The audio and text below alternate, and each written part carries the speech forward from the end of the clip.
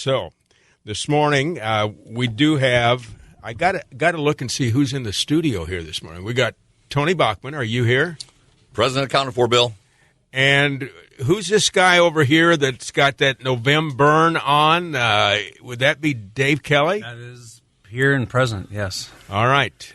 You may want to stay around for the November burn because you'd probably win. And we've got Ron Nelson, commercial real estate, all of you guys. Oh, listen to that music. Oh, my goodness. Ron Nelson has the music. We're glad to invite you in for this show today because we wanted to talk a little bit the week before Thanksgiving as to where we're at, where we're going, what people should know. And you all are leaders of our shows, and we appreciate all that you do. Tony Bachman, Coldwell Banker, leads us through our report card show once a month. Dave Kelly is part of the banker group in that show, and it includes Brent Adney as well, who does some big things across the state. And then this guy Nelson over here, you know, he doesn't have any kind of a mustache going or anything like that, but that's okay. He's like me. He's a little older, and they say, why have you got that? Well, just trying to help with the cause. All right, dollar and cents wise. When we talk, Tony, where are we on November 20th? Where are we going? And what do you think the public wants to know today? Yeah, there's a number of things that we can cover, but I think the overall message that I'm going to tell you is that, you know, here we are, Thanksgiving week, which we're blessed to be in this position. It's going to be a very busy holiday season, as they always do. It's like, here we are, Thanksgiving, and then all of a sudden we're going to wake up and go, wow, I can't believe it. It's already 2024. So, and I think that's everybody's life is like that because there's so many gatherings to get to and things to, you know, get yourself all set up for the end of the year. And we as agents and probably mortgage lenders say the same thing where it's like we're going to be as busy, if not busier, now through these next 6 weeks than we normally are, which is kind of opposed to what most people think. Most people think holiday season, everything slows down for us. Not the case.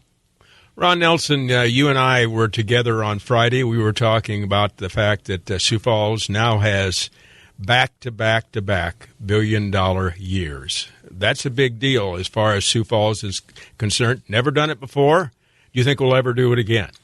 Well, it's kind of hard to say, Bill, but I would throw a twist into that statistic as well. It sounds maybe a little negative. It's not intended to be that way, really more reactionary. But on the flip side, we're almost half of what we did the previous year, too. Or you could say our, building permit numbers are down 50%. Again, not meant to be a negative statistic. It is what it is. But to me, it's a reflection of the year, which is a year of not reflection, but reaction. Because after 21 and 22, we were in, at least Tony can't speak for your business, but I just felt like we were babbling idiots at the end of last year. We just couldn't keep up. It was unsustainable in terms of the volume we did. We had a great year. Yep. But holy smokes, it was just too much thrown at us at once, where 2023, interest rates and inflation have caused us to, the Fed reacted to this, so how do we respond? And it's just been a year of that, and, I think it's reflected in the building permit numbers. We just, building costs are sky high, combined with sky high interest rates, at least relative to the last 20 years. And so I think it's welcome. I've been saying during the crazy times, a recession wouldn't be a bad idea.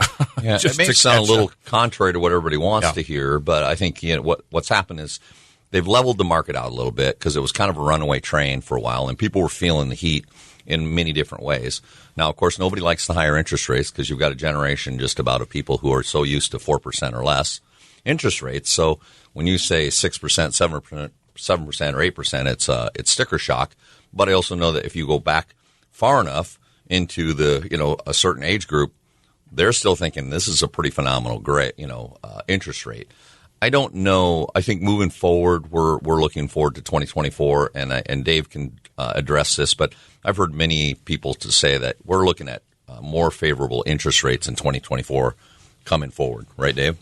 I would agree with that. I think right now, recently we've seen some decreases in interest rates. That's been good, so improvements. We've gotten into that sixes range again, which is a good thing. Personally, I think it's a little bit of a head fake. I think that short head fake? I do. I think short-term rates are going to – I think this is a short-term thing. Everybody's thinking that the Fed is done. They're done hiking rates.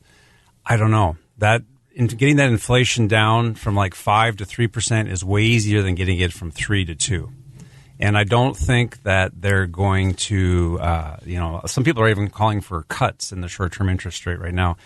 I don't see that happening in the near future right now either. I think second quarter, third quarter, 2024, that's when the rates start getting real as far as they start improving, and that starts to kind of gain traction and momentum.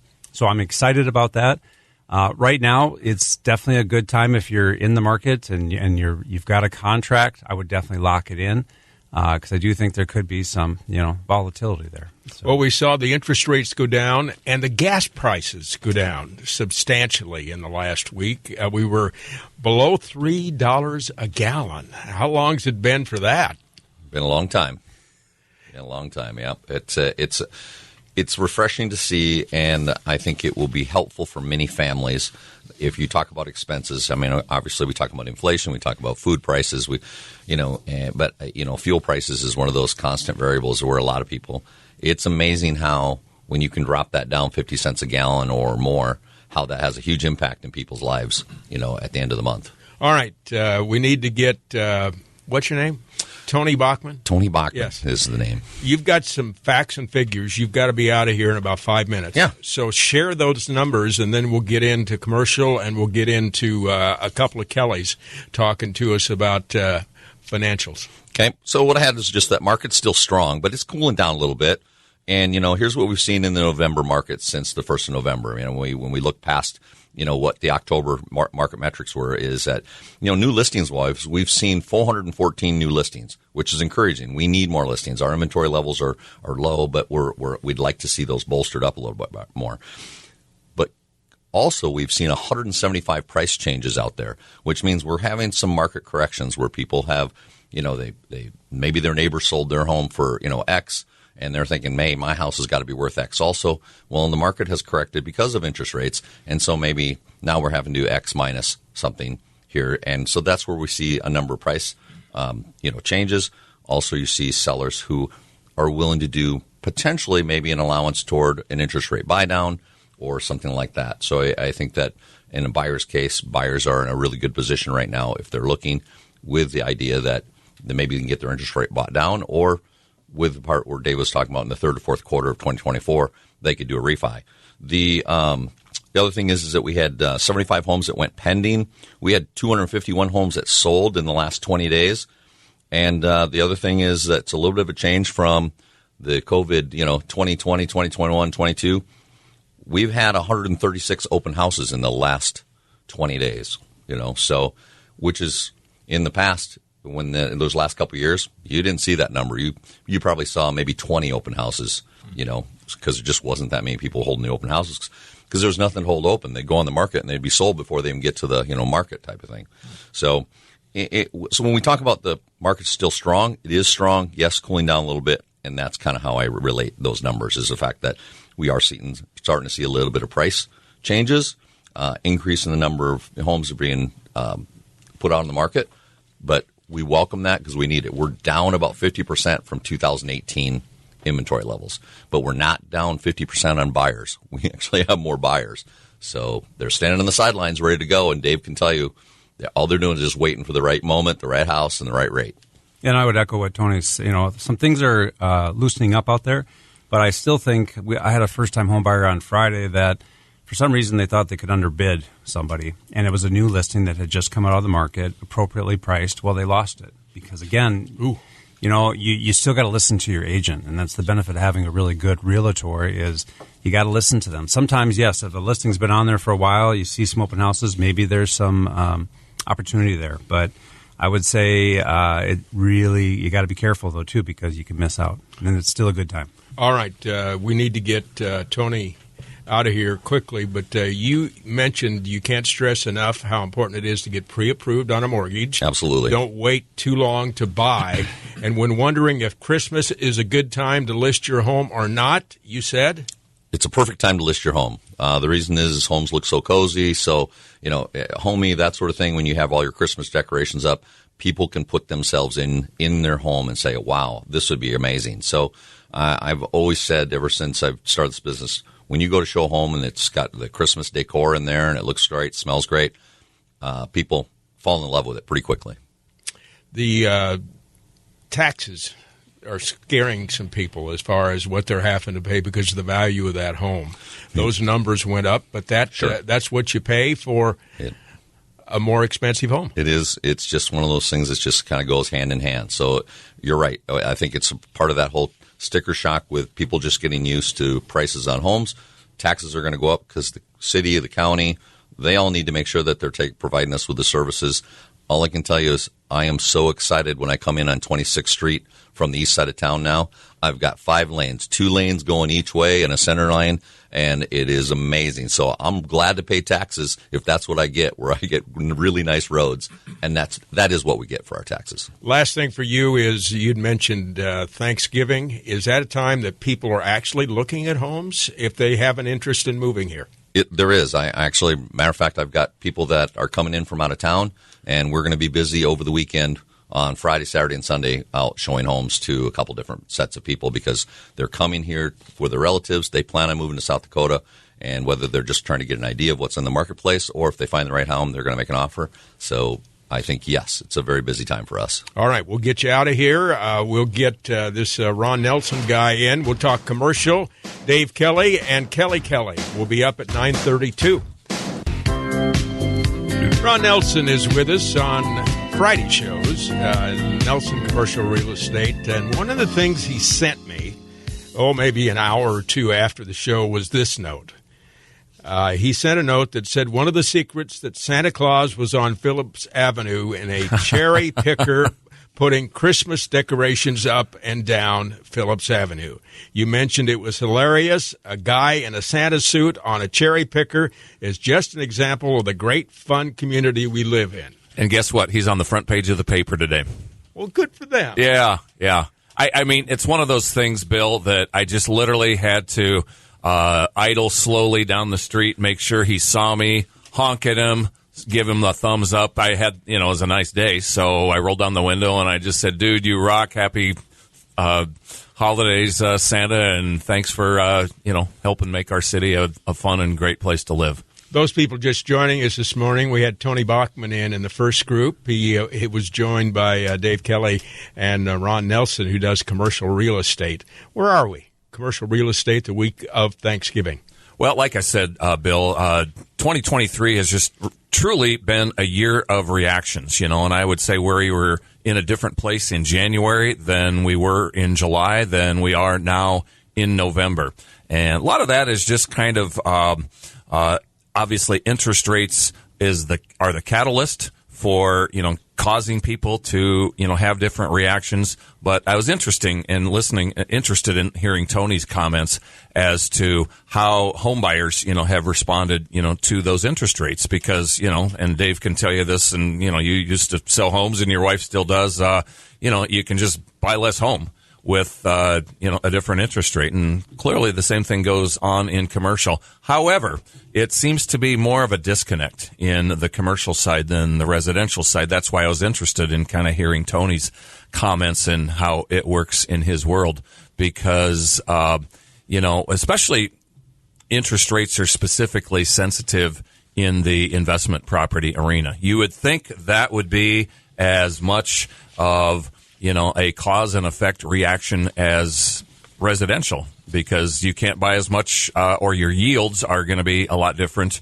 depending on the price you pay because, with interest rates changing, you're going to do one of two things. You're going to pay less for the property or you're going to have a compressed return or yield on that property.